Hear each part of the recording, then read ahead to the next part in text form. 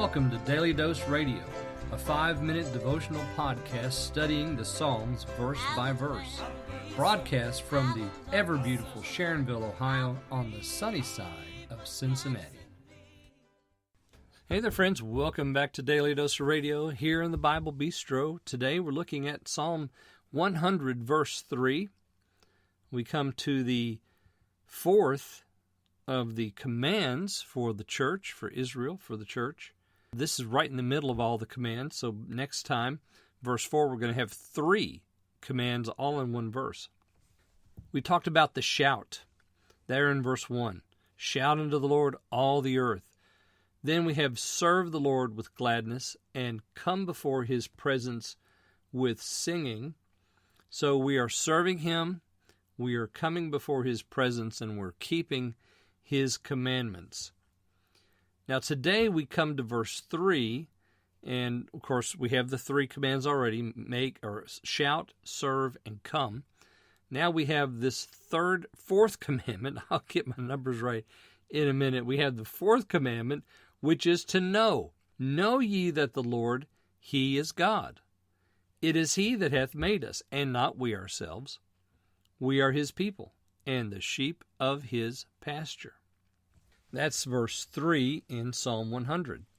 So as you look at verse 3 here, we have the 4th command, know that the Lord, he is God. We have these fact statements all over this psalm, and here's one as well.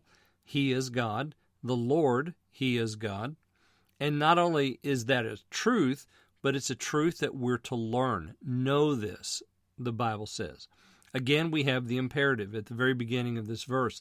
Stands at the head of the verse. Tells us what the verse is all about. This is a command. Know you that the Lord, he is God. We toss that word around a lot today, and it gets tossed around without a lot of definition.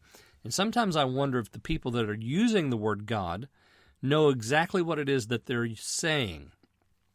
So what does it mean when we use the word God? Well, who is he? Number 1, and what did he do? Those are things that can define for us what we mean when we say God. So if you look here in verse 3, the second phrase, it is he that hath made us. So if we're talking about a God, then we're talking about a God who is revealed in creation. Now, as I said when we talked about verse 1, all the earth, I like that translation best because there's a reflection there of creation, which is here in verse 3. This is an important point in the psalm. As a matter of fact, it stands in the very middle of the psalm, and it's important that we take notice of it. The Lord is God, and why is he God? Because he's made us. He is creator. If you try to strip away the idea of creation and substitute evolution instead of creation, for him, he's no longer God.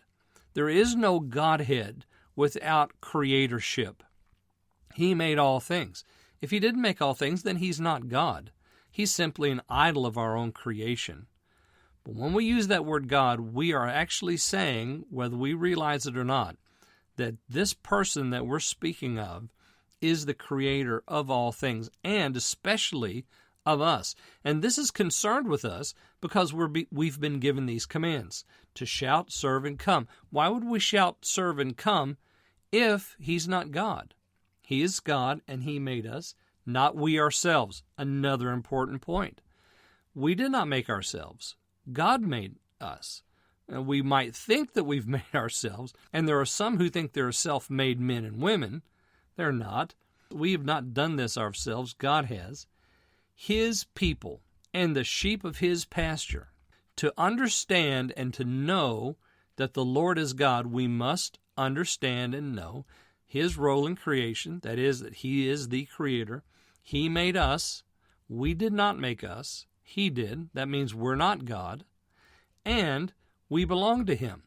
Just as the herd of the flocks belong to the shepherd, so we belong to our Maker. He is God. Join me again tomorrow. We'll look at the 5th and 6th and 7th of our commands here on Daily Dose Radio. Thanks for listening to Daily Dose Radio. I'm David Smith. The music today has been performed by the Bluegrass Experiment. Thanks again for listening. I'll see you next time on Daily Dose Radio.